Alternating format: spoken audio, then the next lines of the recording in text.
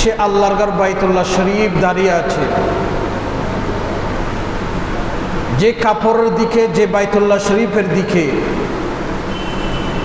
মানুষের আকর্ষণ,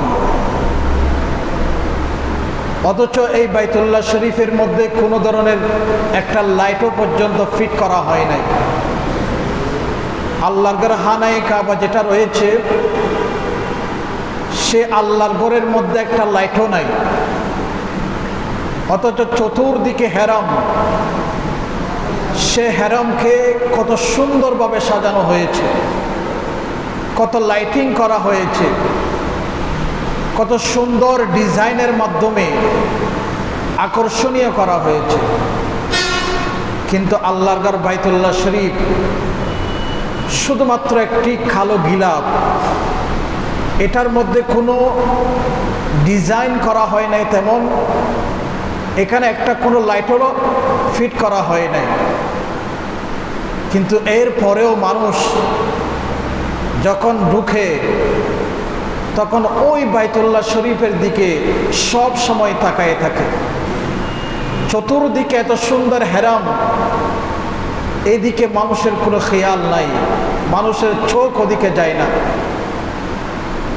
আমরা জানি দুনিয়ার মধ্যে প্রত্যেকটা স্থানে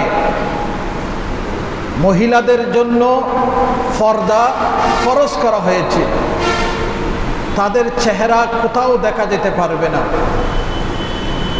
কিন্তু আল্লাহ এমন একটি বিধান করেছেন, সব জায়গায় মহিলারা তাদের চেহারার মধ্যে পর্দা দিতে হবে, পর্দা থাকতে হবে। কিন্তু যেই মুহূর্তে আল্লাহর ঘরকে সামনে রেখে তাওয়াফ করবে, সেই সময় মহিলাদের চেহারার মধ্যে কোনো ধরনের পর্দা থাকতে পারবে না, কোনো হেজাব থাকতে পারবে না। মহিলাদের চেহারা খোলা রাখতে হবে। যদি জিজ্ঞেস করা হয় সব জায়গায় মহিলাদের পর্দা ফরজ, এখানে তো আরো বেশি পর্দা করা দরকার, যেহেতু আল্লাহর ঘর একটা ইবাদত চলতেছে, এখানে কেন মহিলারা তাদের চেহারা খোলা রাখবে? তখন বলা হয় আল্লাহ এটাই পরীক্ষা করতে চাচ্ছেন যে পৃথিবীর সমস্ত সুন্দর আল্লাহর ঘর চতুর্দিকে, আল্লাহর ঘরের চতুর্দিকে আল্লাহ সাজিয়েছেন। যেমন হেরামকে সুন্দরভাবে সজ্জিত করা হয়েছে, ঠিক তেমনিভাবে তাওয়াফ করার সময় বিভিন্ন দেশ থেকে বিভিন্ন মহিলারা এসে তাওয়াফ করতেছে, তাদের চেহারা খোলা। আল্লাহ বলতেছেন আমি এটাই পরীক্ষা করতে চাচ্ছি যে আমার ঘরে আসার পরে তোমরা দুনিয়ার সুন্দরের দিকে তাকাচ্ছ নাকি আমার ঘরের দিকে তোমরা তাকাচ্ছ, সেটাই আমি পরীক্ষা করার জন্য এই ব্যবস্থা করেছি। নয়তো সমস্ত সুন্দর সব কিছু হেরামের চতুর্দিকে আল্লাহ সাজিয়ে রেখেছেন, কিন্তু কোনো মানুষের চোখ ওদিকেই যাচ্ছে না। যেই মুহূর্তে আল্লাহর ঘর খানায়ে কাবার দিকে, কালো গিলাপের দিকে চোখ পড়েছে, সাথে সাথে দুনিয়ার সমস্ত সুন্দর মানুষ ভুলে যায়, শুধু ওই কালো গিলাপের দিকে তাকিয়ে থাকে। একজন হাজি যখন হেরামের মধ্যে প্রবেশ করেন, যখন আল্লাহর ঘরের কাছাকাছি যান, তখন ওই মানুষ, ওই হাজি চেষ্টা করেন ওই স্থানে বসতে, একটু দাঁড়াতে, যেখান থেকে আল্লাহর ঘরকে দেখা যায়। ওই স্থানে দাঁড়িয়ে নামাজ পড়ার জন্য চেষ্টা করে যে আমি যতক্ষণ পর্যন্ত হেরামে থাকব ততক্ষণ পর্যন্ত যেন আমার চোখের সামনে ওই আল্লাহর ঘর খানায়ে কাবা থাকবে এবং আমি ওই দিকে তাকায়ে থাকবো যতক্ষণ পর্যন্ত এখানেই থাকবো। এত সুন্দর একটা পরিবেশ, অথচ এই ঘরের মধ্যে কোনো ধরনের লাইটিং করা হয় নাই, শুধু কালো একটা কাপড়। কি আকর্ষণ ইমানদারের কলবকে টানতেছে ওই কালো গিলাপ। যে কোনো দিন দেখে নাই, যে কোনো দিন ওখানে যায় নাই, সে এটা বুঝতে পারবে না। হাজারো বোঝালে বোঝা যাবে না। যিনি ওই নিয়ামত দেখেছেন তিনি বুঝতে পারবেন ওই কালো কাপড়ের মধ্যে কি নিয়ামত রেখেছেন আল্লাহ। দুনিয়ার কোনো নিয়ামত ওই নিয়ামতের সামনে কিছুই নয়। তো সুতরাং সে আল্লাহর ঘর বাইতুল্লাহ শরীফের ইতিহাস শুরু থেকে আমি বর্ণনা করব। যেহেতু হজের মাস চলতেছে, হাজিরা ওখানে আল্লাহর ঘর দেখে আল্লাহর ঘরের স্বাদ নিচ্ছে, আর আমরা এখানে বসে আল্লাহর ঘরের আলোচনা করে আল্লাহর ঘরের স্বাদ নেব, ঠিক না? তো এই আলোচনা একটু দীর্ঘ হবে। আমি এই আলোচনাকে কয়েক পর্বে সাজাবো, 3-4 জুমা যতটুকু লাগে। কারণ আমরা এই আল্লাহর ঘরের ইতিহাস সম্পর্কে অনেকেই জানি না। শুরু থেকে ইতিহাস, এটা কে নির্মাণ করেছেন, কিভাবে নির্মাণ করেছেন, এই ইতিহাসগুলো আমাদের জানা দরকার নাই? অবশ্যই জানা দরকার। এই আলোচনাগুলো আমি এই মসজিদে আর কোনোদিন আলোচনা করি নাই। তো আমি চেষ্টা করব ধারাবাহিকভাবে শুরু থেকেই আল্লাহর ঘর কিভাবে নির্মাণ হয়েছেন, কে নির্মাণ করেছেন, নির্মাণের ইতিহাস, এবং এগুলার পাশাপাশি কিছু গুরুত্বপূর্ণ মাসআলা আপনাদের খেদমতে আলোচনা করব। আলোচনার ফাঁকে ফাঁকে কিছু মাসালাও আলোচনা করব। সেজন্য সবাইকে অনুরোধ জানাবো এই আলোচনাগুলো একটু গুরুত্ব সহকারে, মনোযোগ সহকারে শুনবেন, কারণ এগুলো আমাদের দরকার, জানা দরকার, স্মরণ রাখা দরকার। তো সবাইকে অনুরোধ জানাবো সবাই মসজিদে একটু দ্রুত চলে আসবেন, আজানের আগে আগে চলে আসবেন, কারণ এই আলোচনাগুলো কোথাও পাবেন না। আবার আলোচনা শেষ হয়ে গেলে আর শোনার সুযোগও থাকবে না। তো যাই হোক, এই বাইতুল্লাহ শরীফ কখন নির্মাণ করেছেন এটা আল্লাহ কোরআনের মধ্যে বলতেছেন। আল্লাহ বলতেছেন, ইন্না আউয়ালা বাইতিন উযিআ লিন-নাস লাল্লাযী বিবাক্কাতা মুবারাকা। পৃথিবীর মধ্যে সর্বপ্রথম আল্লাহর ইবাদত করার জন্য আল্লাহ যেই ঘরটি নির্মাণ করেছেন সেই ঘরটা হচ্ছে মক্কায় অবস্থিত, এবং এটাই হচ্ছে বাইতুল্লাহ শরীফ।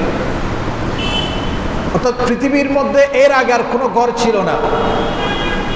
আল্লাহর ঘর হানায়ে কাবা পৃথিবীর সৃষ্টি হওয়ার অনেক আগে এই বাইতুল্লাহ শরীফ মানুষের জন্য তৈরি করেছেন, যেন মানুষরা ওই বাইতুল্লাহ শরীফের ইবাদত করতে পারেন, আল্লাহর ইবাদত করতে পারেন। কোরআনের মধ্যে এই আয়াতের মাধ্যমে এই কথা বলেছেন। তো একজন সাহাবী, যে সাহাবীর নাম হযরতে আবু যর গিফারি রাদিয়াল্লাহু তাআলা আন, ইনি নবীজিকে জিজ্ঞেস করতেছেন, ইয়া রাসূলুল্লাহ, পৃথিবীর মধ্যে সর্বপ্রথম ঘর কোনটা? তখন নবীজি বলছেন, পৃথিবীর মধ্যে সর্বপ্রথম ঘর যেটা আল্লাহ নির্মাণ করেছেন কুদরতের মাধ্যমে, সেই ঘরটি হচ্ছে বাইতুল্লাহ শরীফ, আল্লাহর ঘর। তখন দ্বিতীয় প্রশ্ন করতেছেন, ইয়া রাসূলুল্লাহ, বাইতুল্লাহ শরীফের পরে কোন ঘরটি আল্লাহ নির্মাণ করেছেন? তখন নবীজি বলতেছেন, বাইতুল্লাহ শরীফের পরে আল্লাহ বাইতুল মুকদ্দাসকে পৃথিবীর মধ্যে নির্মাণ করেছেন। সুবহানাল্লাহ। তো নবীজিকে এরপরে আবার প্রশ্ন করা হয়েছিল, ইয়া রাসূলুল্লাহ, বাইতুল্লাহ শরীফ এবং বাইতুল মুকদ্দাস এই দুই ঘরের নির্মাণের মধ্যে সময়ের পার্থক্য কতদিন? অর্থাৎ বাইতুল্লাহ শরীফ বাইতুল মুকদ্দাসের কতদিন আগে নির্মিত হয়েছে?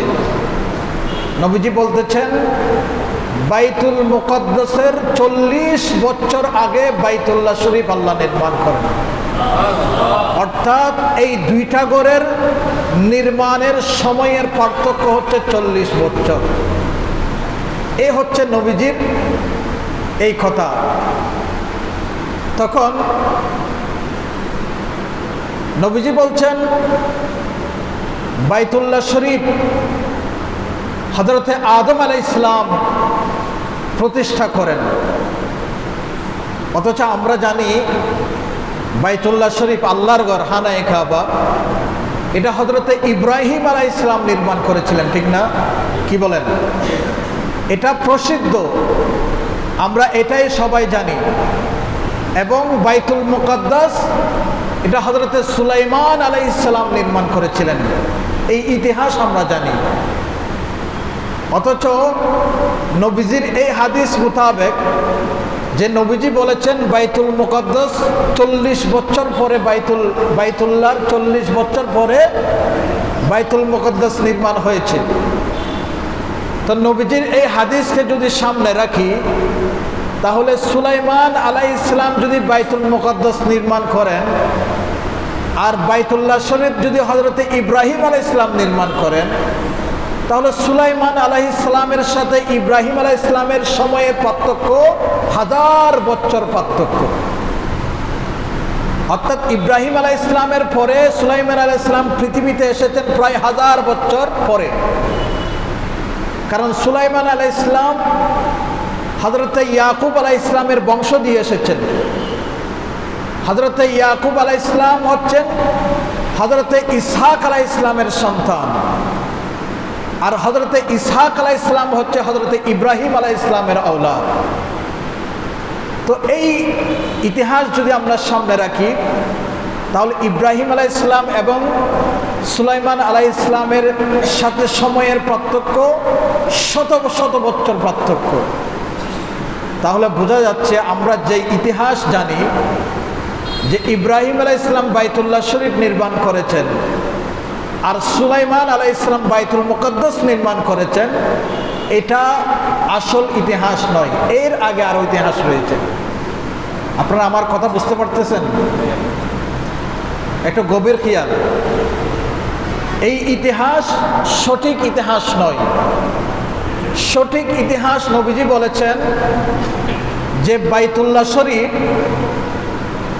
আল্লাহর ঘর হানায়ে কাবা, যেটা মক্কায় অবস্থিত, নবীজি বলতেছেন এই বাইতুল্লাহ শরীফ হযরতে আদম আলাইহিস সালাম পৃথিবীর মধ্যে সর্বপ্রথম প্রতিষ্ঠা করেন, নির্মাণ করেন।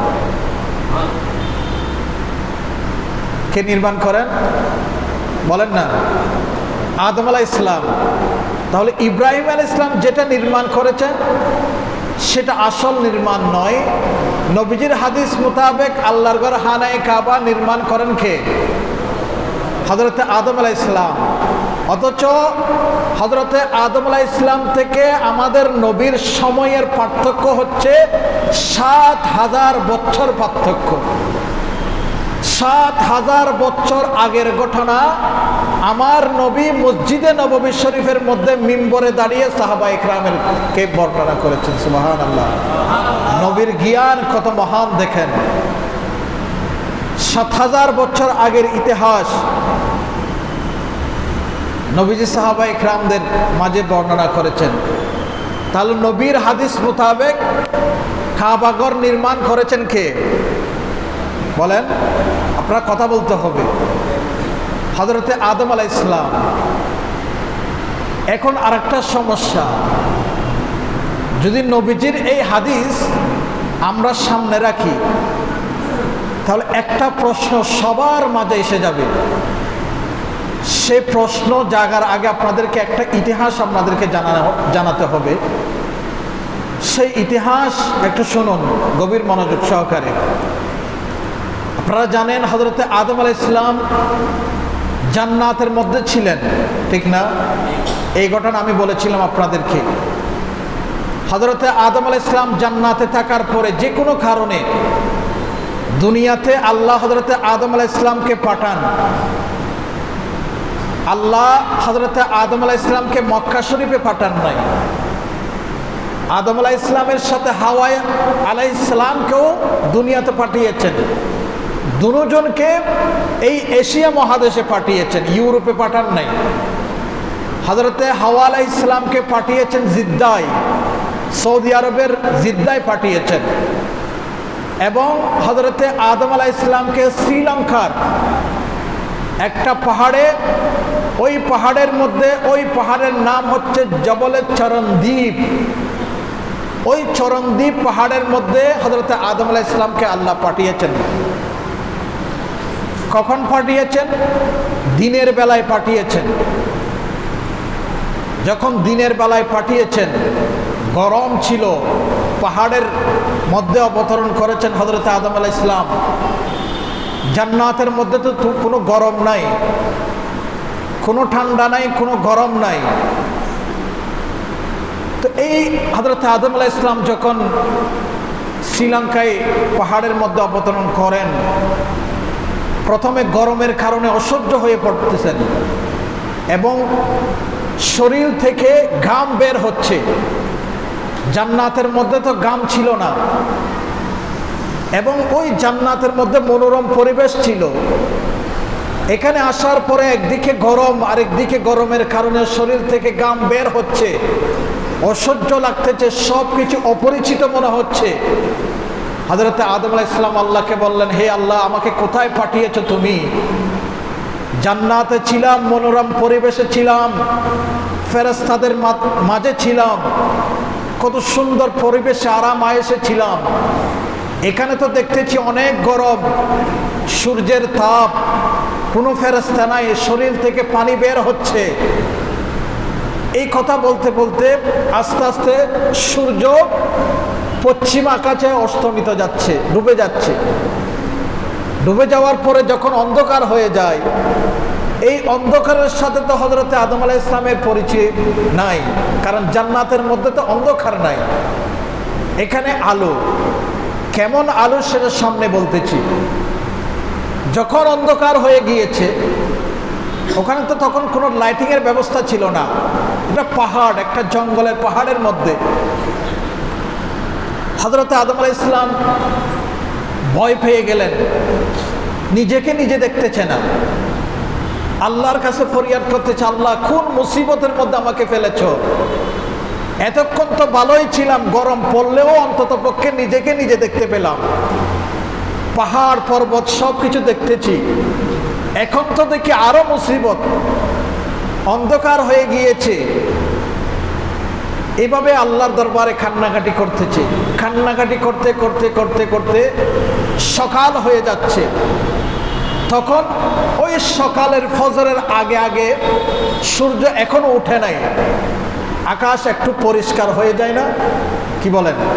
সূর্য এখনো উঠে নাই, এখনো ফজরের ওয়াক্ত আছে, কিন্তু চতুর্দিকে একটা সুন্দর মনোরম পরিবেশ, ঠান্ডা পরিবেশ। এই অবস্থা যখন হযরতে আদম আলাইহিস সালাম দেখেছেন, আদম আলাইহিস সালাম খুশি হয়ে গেলেন।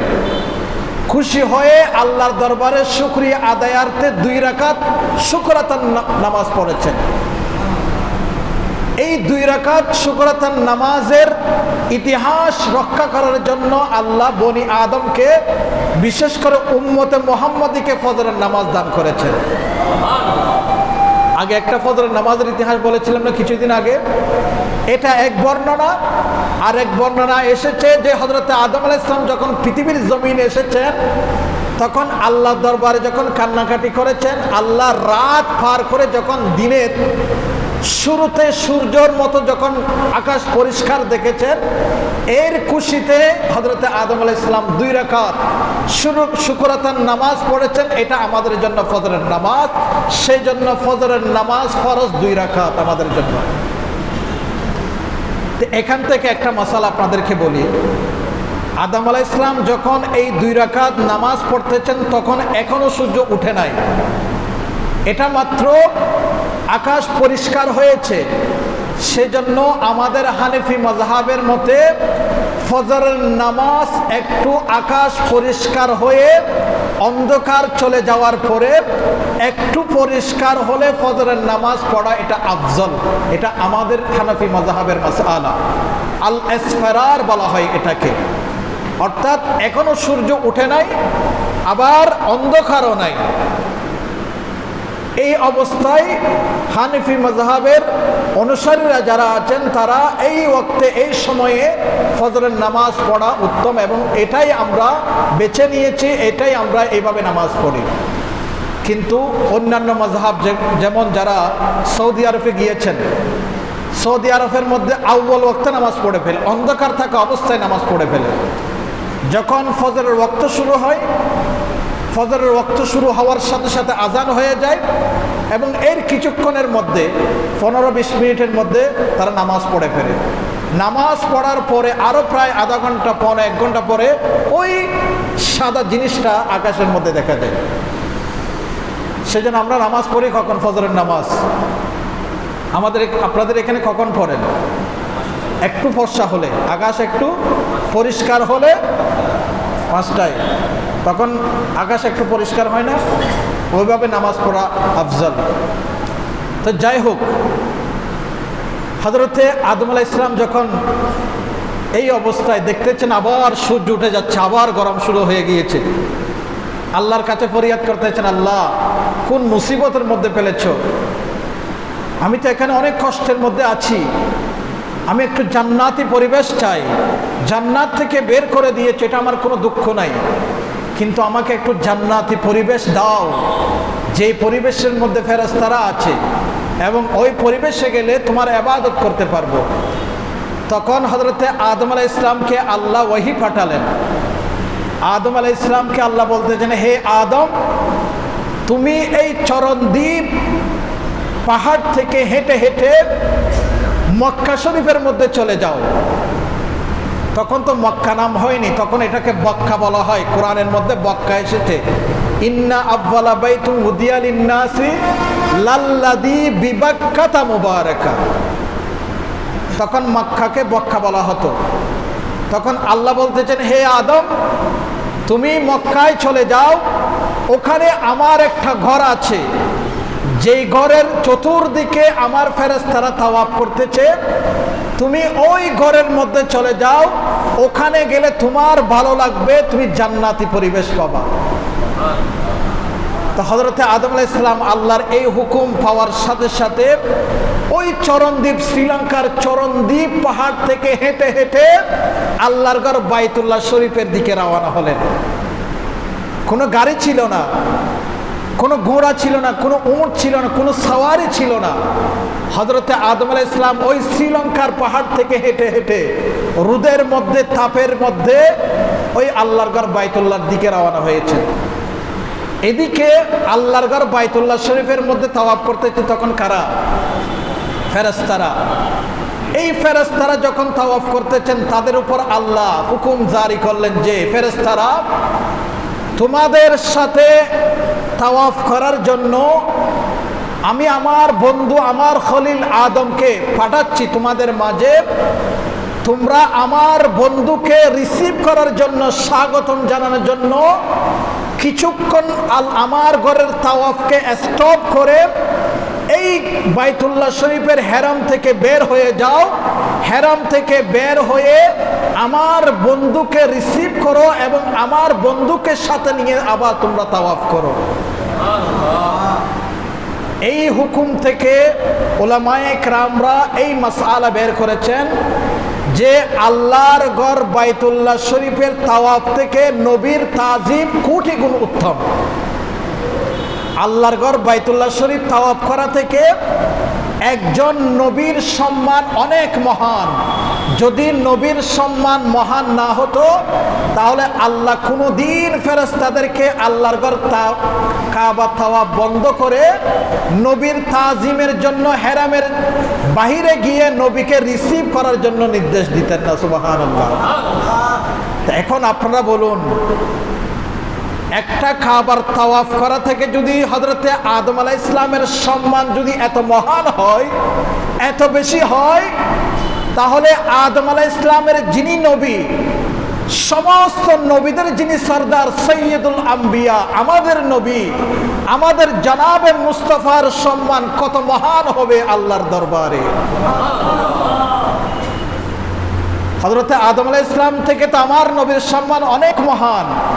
সেই জন্য সেই জন্য ফতোয়ে শামির মধ্যে লিখতেছেন যে আমার নবী নয়, আমার নবী যেই কবরের মধ্যে শায়িত আছেন, যেই কবরের মাটি নবীজির শরীর মুবারকের সাথে লেগে আছে, ওই কাবার ওই মাটির সম্মান আল্লাহর আরশ থেকে কোটি গুণ উত্তম। সুবহানাল্লাহ।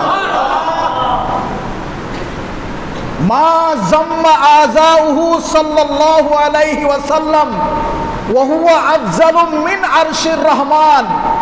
আল্লাহর আরশ, কুরসি, লৌহ কলম থেকে হাজারো কোটি গুণ উত্তম আমার নবী মুস্তাফা যেই কবরের মাটির সাথে লেগে আছে কফিন মুবারক, ওই কফিন মুবারকের সাথে যেই মাটি লেগে আছে ওই মাটির সম্মান আল্লাহর আরশ থেকে কোটি গুণ উত্তম। সুবহানাল্লাহ। সেজন্য তো আশেকরা মদিনা শরীফের মধ্যে যাওয়ার জন্য পাগল হয়ে যায়। যেই ব্যক্তি মদিনা শরীফের খুশবা একবার পেয়েছে, সেই বারবার যাওয়ার জন্য, এই খুশবা পাওয়ার জন্য বেকুল হয়ে যায়, পাগল হয়ে যায়। সেই জন্য যখন কোনো উমরা হাজি অথবা কোনো বড় হজ করে যিনি এসেছেন দেশের মধ্যে, সে বারবার ওই শহরে যাওয়ার জন্য পাগল হয়ে যায়, কারণ সেই শহরের মাটির ঘ্রাণ পেয়েছে। সেই মাটির ঘ্রাণ আর কোথাও নাই, জান্নাতের মধ্যেও নাই এই নিয়ামত। সেই জন্য আমরা বারবার যাওয়ার জন্য পাগল হয়ে যাই। তো যাই হোক, যেটা বলছিলাম, হযরতে আদম আলাইহিস সালামকে পাওয়ার পরে ফেরেশতারা আদমকে নিয়ে সেই দিন আল্লাহর ঘর বাইতুল্লাহ শরীফের তাওয়াফ করেছিলেন। যেই মুহূর্তে তাওয়াফ করেছিলেন ওই সময় হযরতে আদম আলাইহিস সালামের মাথায় কোনো টুপি ছিল না, কারণ জান্নাত থেকে তো কোনো কাপড় চোপড় নিয়ে আসেন নাই, দুনিয়াতে আসার পরে পড়েছেন। তো হযরতে আদম আলাইহিস সালামের মাথায় কোনো কাপড় ছিল, টুপি ছিল না সেই দিন, গায়ের মধ্যে কোনো চাদর ছিল না। এই অবস্থায় আল্লাহর ঘর বাইতুল্লাহ শরীফ তাওয়াফ করতেছেন। সেই জন্য হাজিরা যখন আল্লাহর ঘর বাইতুল্লাহ শরীফ তাওয়াফ করেন তখন মাথার মধ্যে কোনো টুপি রাখতে পারেন না। আবার খালি গায়ে তাওয়াফ করলে এটা একটা সুন্দরও লাগে না, সেই জন্য এমন একটা কাপড়ের ব্যবস্থা করেছেন যেই কাপড়ের মধ্যে কোনো সেলাই থাকবে না, এবং দুই মাথা মধ্যে এমনভাবে থাকবে যেন কাপড় আমরা যেভাবে পরিধান করি ওইভাবে পরিধান করতে না পারে, শালের মতো করে পরিধান করতে হয়। যেই কাপড় দিয়েছেন সেই কাপড়ও ভালোভাবে পরিধান করতে দিচ্ছে না। আল্লাহ বলতেছেন, আমি তোমাদের দিকে তাকাচ্ছি না, আমি তোমাদের কাপড়ের দিকে তাকাচ্ছি না, আমি তোমাদের চেহারার দিকে তাকাচ্ছি না, আমি তোমাদের সম্পদের দিকে তাকাবো না, আমি তাকাবো আমার খলিলের ইতিহাসের দিকে, আমার আদমের ইতিহাসের দিকে। আমার বন্ধু সর্বপ্রথম কিভাবে তাওয়াফ করেছিল, কোন হালতে তাওয়াফ করেছিল, কোন অবস্থায় তাওয়াফ করেছিল, ওই ইতিহাসের দিকে আমি তাকাবো। কোনো আদম সন্তান যদি আমার বন্ধু আমার খলিল আদমের মতো করে যদি তাওয়াফ করতে পারে, আমি সেই ইতিহাসের দিকে তাকালে আমি সেই ইতিহাসকে স্মরণ করে আমি আদম সন্তানকে মাফ করে দিব। সুবহানাল্লাহ। তোমার কাপড় কোনটা এটার দিকে আমি তাকাবো না, আমি তোমার ইতিহাসের দিকে তাকাবো না, আমি আমার আদমের ইতিহাসের দিকে তাকাবো। আমার আদম যেই ইতিহাস তোমাদের মাঝে রেখে গিয়েছেন ওই ইতিহাসের মতো করে যদি তোমরা করতে পারো তাহলে আমি ওই আদমের ইতিহাস আমার স্মরণ হয়ে যাবে। ওই স্মরণ হওয়ার সাথে সাথে তোমাকেও আমি আমার আদমের মতো কবুল করে ফেলবো। সুবহানাল্লাহ। আদমকে আমি যেভাবে বন্ধু বানিয়ে ফেলেছি, আদমের মতো করে তুমি যদি আল্লাহর ঘর বাইতুল্লাহ শরীফকে তো তাওয়াফ করতে পারো, তোমাকেও সেভাবে হযরতে আদমের মতো করে আমি বন্ধু বানিয়ে ফেলবো। তো এই ইতিহাস যখন আমাদের সামনে আসে তখন যেই প্রশ্নের কথা বলেছিলাম, আল্লাহ আমার রসুল কি বলেছিলেন, কি বলেছিলেন বলে গিয়েছেন। নবীজি বলেছিলেন কাবা সর্বপ্রথম কে নির্মাণ করেছিলেন, বলেন না? হযরতে আদম আলাইহিস সালাম নির্মাণ করেছিলেন। তো নবীজির এই হাদিস যদি আমরা সামনে রাখি তো আদম আলাইহিস সালাম আসার আগেও তো আল্লাহর ঘর হানায়ে কাবা ছিল। ছিল না? এই ইতিহাস কোত্থেকে বললাম? এটাও তো সত্য ইতিহাস, আবার নবীজিও তো মিথ্যা বলতে পারেন না। তো এই ইতিহাস যদি আমরা সামনে রাখি, তাহলে হযরত আদম আলাইহিস সালাম আসার আগেও এই দুনিয়ার জমিনে আল্লাহর ঘর বাইতুল্লাহ শরীফ ছিল, নয়তো ফেরেশতারা এই বাইতুল্লাহ শরীফের তাওয়াফও কেমনে করেছেন, এবং হযরত আদম আলাইহিস সালাম আসার সাথে সাথে ফেরেশতাদেরকে নিয়ে কিভাবে তাওয়াফ করেছেন। তার এর সমাধান হচ্ছে, নবীজি যেই ইতিহাসের কথা বলেছিলেন সেটা আদম পৃথিবীর জমিনে মানব জাতির মধ্যে সর্বপ্রথম আল্লাহর ঘর কে নির্মাণ করেছেন এটার ইতিহাস বলেছেন। পৃথিবীর জমিনে মানব জাতির মধ্যে সর্বপ্রথম কে আল্লাহর ঘর নির্মাণ করেছিলেন সেই ইতিহাসের কথা নবীজি বলেছিলেন। নবীজি বলেছিলেন আল্লাহর ঘর বাইতুল্লাহ শরীফ মানুষের মধ্যে সর্বপ্রথম হযরতে আদম আলাইহিস সালাম নির্মাণ করেছিলেন। সুবহানাল্লাহ। তো এই আল্লাহর ঘর বাইতুল্লাহ শরীফ তাহলে বোঝা যায় আদম আলাইহিস সালামের আগেও ছিল, ঠিক না? আদম আলাইহিস সালামের আগেও এই বাইতুল্লাহ শরীফ ছিল। তো কখন থেকে ছিল? আদম আলাইহিস সালামের পৃথিবীতে আসার আরো 40,000 বছর আগে বাইতুল্লাহ শরীফ পৃথিবীর জমিনে ছিল। কয় হাজার বছর আগে? এই ইতিহাসগুলো ভুলে যাবেন? আগামী জুমায় কিন্তু আমি জিজ্ঞেস করবো আপনাদের কাছ থেকে। আজকে যে ওয়াজগুলো করেছি এই ওয়াজগুলো আপনাদের কাছ থেকে জিজ্ঞেস করব, স্মরণ আছে কিনা দেখতে হবে। কারণ আপনাদেরকে তো আমি আগেই বলেছিলাম জুমার আগের নামাজের আলোচনাগুলো কিন্তু আমি ক্লাসের মতো করে করার চেষ্টা করি। এগুলো স্মরণ রাখার চেষ্টা করবেন, কারণ আমরা মুসলমান, আমাদের শরীরের মধ্যে মুসলমানদের ইমানদারের রক্ত বইতেছে। তো ইসলামের সঠিক ইতিহাস যদি আমাদের জানা না থাকে, মুঘল সম্রাটের ইতিহাস এগুলো আমাদের জানা আছে, অথচ ইসলামের সঠিক ইতিহাস আমাদের জানা নাই, তাহলে এটা তো আমাদের জন্য লজ্জার বিষয়। এবং মুসলমানদের সবচেয়ে সম্মানী এবং মূল কেন্দ্র হচ্ছে আল্লাহর ঘর বাইতুল্লাহ শরীফ। তো এই বাইতুল্লাহ শরীফের ইতিহাস, সঠিক ইতিহাস, এটা তো আমাদের প্রত্যেকের জানা আবশ্যক, আমাদের জানানো দরকার। তো চেষ্টা করব আগামী জুমায় থেকে, সবাইকে অনুরোধ জানাবো আগামী জুমা থেকে এই ধারাবাহিক আলোচনা চলতে থাকবে। 2-3 জুমা 4 জুমা যা যায় বাইতুল্লাহ শরীফের নির্মাণের ইতিহাস। আগামী জুমায় আলোচনা করব আল্লাহর ঘর বাইতুল্লাহ শরীফ শুরুতে এটাকে নির্মাণ করেছেন এবং কারা নির্মাণ করেছেন, কেন নির্মাণ করেছেন, এগুলো আমাদের জানা দরকার। এই ইতিহাসগুলো জানবেন এবং স্মরণ রাখবেন। এগুলা যদি সঠিকভাবে স্মরণ রাখতে পারেন এবং সঠিকভাবে যদি এটার মহব্বত আপনার কলবের মধ্যে পায়দা করতে পারেন, এই মহব্বতের উসিলা হলেও আল্লাহ আপনাকে আল্লাহর ঘর বাইতুল্লাহ শরীফের জিয়ারত নসিব দিয়ে দিবেন। এটা ইয়াকিন রাখেন, বিশ্বাস রাখেন। আজকে জুমার আগে একটা কথা আপনাদেরকে বলেছি, বাইতুল্লাহ শরীফের ইতিহাস সবাই মহব্বত সহকারে শুনেন এবং স্মরণ রাখেন। এই মহব্বতের বদলা হিসাবে আল্লাহ আপনাকে মাহরুম করবে না। বাইতুল্লাহ শরীফ আপনার জীবনে একবার হলেও এই বাইতুল্লাহ শরীফের জিয়ারত আপনার নসিবের মধ্যে আল্লাহ লিপিবদ্ধ করে দিবেন। আল্লাহ পাক সুবহানাহু ওয়া তাআলা আমাদের প্রত্যেকে আল্লাহর ঘর বাইতুল্লাহ শরীফ, যেই গিলাপ, কালো গিলাপ,